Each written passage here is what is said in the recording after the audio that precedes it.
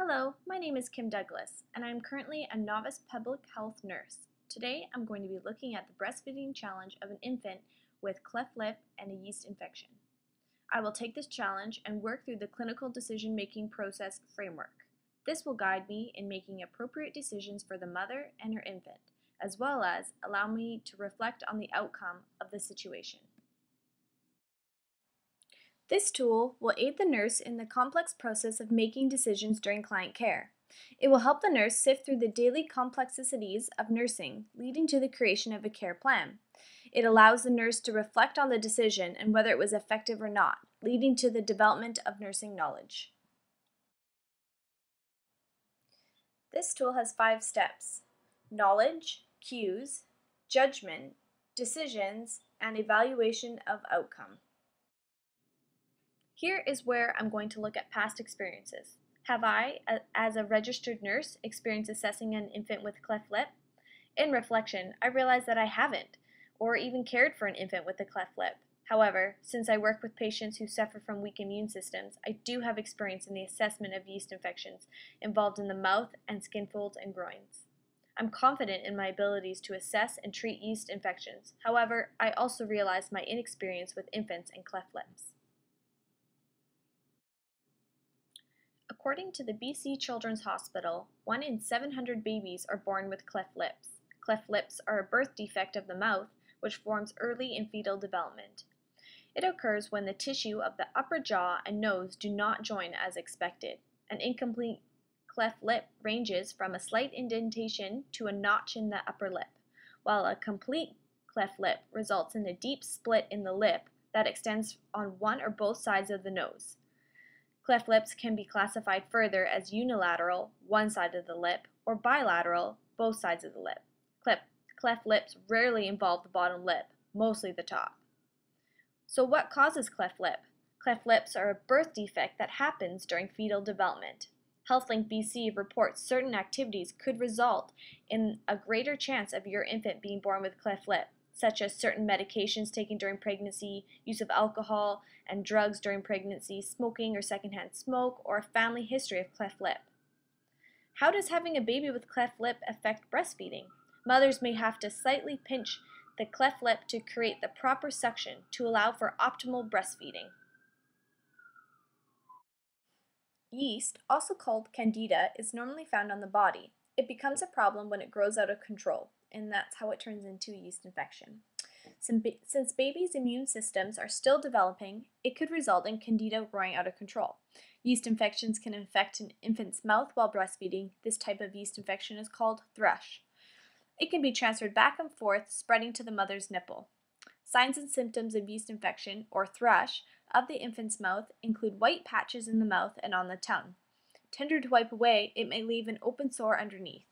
Yeast infections can also show up in the diaper region as well. Some signs and symptoms of yeast infection on the mother's nipple include red, sore, itchy nipples, nipples that are cracked, unable to heal, and it could burn or cause pain while breastfeeding. So how does it affect breastfeeding? Infants may show other signs that he's suffering from thrush, such as refusing to breastfeed or pulling off of the breast repeatedly. Infants are gassy or cranky, they may not be gaining weight, it might be painful for the mother to breastfeed. Breast milk creates the perfect environment for thrush in the infant's mouth. Candida thrives in warm, moist, sugary places. Thrush in cleft lip babies may be harder to treat because of the defect in the anatomy of the mouth.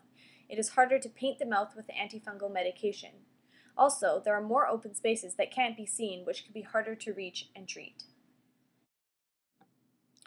When meeting the client and her infant, some of the knowledge that would be helpful in my assessment and decision making would be what is the classification of cleft lip that the baby has. I would want to know if the infant has had surgery yet, or when does it expect to be treated. I would also want to know basic baseline information about normal breastfeeding patterns, such as does the baby show signs of optimal breastfeeding usually? Has the baby been gaining weight? Is the baby having normal input and output? How many times a day does the mother breastfeed? Lastly, I would want to know if the mother has ever had a yeast infection before. Here is where I would choose to observe the mother and her infant breastfeeding. I would watch the mother and assess for pain and discomfort during the feed. I would then observe the infant. Is he showing signs of fussiness? Is he pulling away from the breast? I would assess the latch. Is the infant able to latch on effectively with his cleft lip? And does he need the assistance from his mother? Lastly, I would observe the mother and her infant as a unit while they're breastfeeding to make sure they're both calm and comfortable.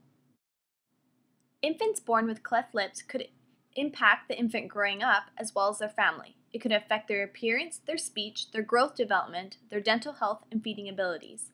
The mother may express her concerns about these possible effects of having a cleft lip. The mother may talk about her worries about the infant being able to breastfeed effectively and whether or not she feels he's getting enough milk for growth and development. The mother could also discuss past yeast infections and how she's treated them for herself or for her infant. Next, it's important to do a physical examination and assessment of the infant. In regards to the cleft lip, I would assess what kind of cleft lip it is and whether it's affecting his ability to breastfeed. I would follow by assessing the infant's thrush. I would look into the mouth and see if there are any open sores. I would follow this by assessing the rest of the infant to see if the yeast has spread to other parts of his body. It's important to assess the mother's nipples as well to see if the yeast has spread to her, as she might also need treatment. The mother is showing signs and symptoms of yeast infection on her nipple. It's red, cracked, and sore. It's clear that the infant is also experiencing thrush in his mouth. He's exhibiting the signs and symptoms such as white mouth, cranky and fussy.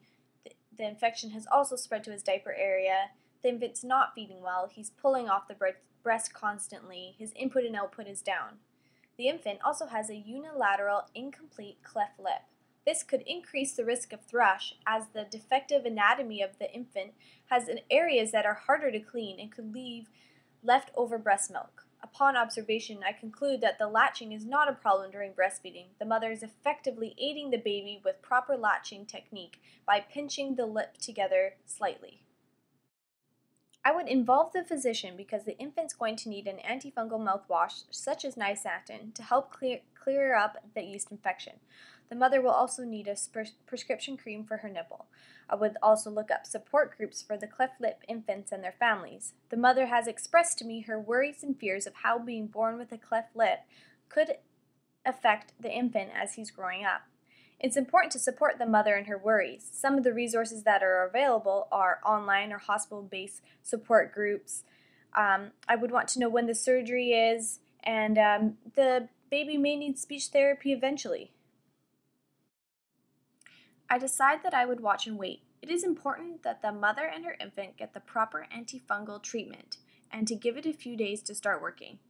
I would continue to support the mother and infant, making sure that the mother is aware of the importance of cleaning her nipples before and after feeding, as well as cleaning all the pacifiers with hot water.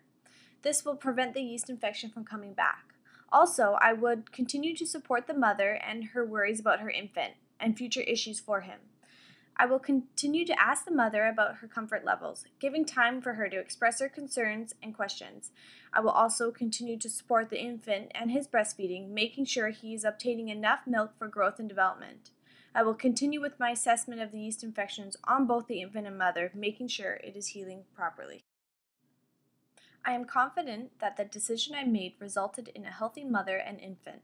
The yeast infection has cleared up for both clients. The baby has resumed to optimal and effective breastfeeding. The mother has also looked into online support groups for cleft lip babies and their families. I would follow up with no further consults, however, continue to assess the infant during his breastfeeding. I anticipate, however, the mother and infant will need further support after the infant has had his cleft lip surgery in a few months. This concludes the presentation of the breastfeeding challenge of thrush in a baby with a cleft lip. Here are 3 study questions to ask yourself. Thank you for your time.